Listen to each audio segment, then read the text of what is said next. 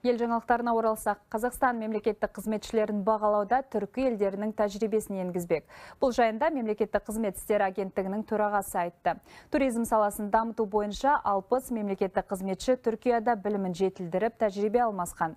Дархан Жазықбайдың айтуынша, бұл елде үздіксіз оқыту жүйелері жолға қойылған.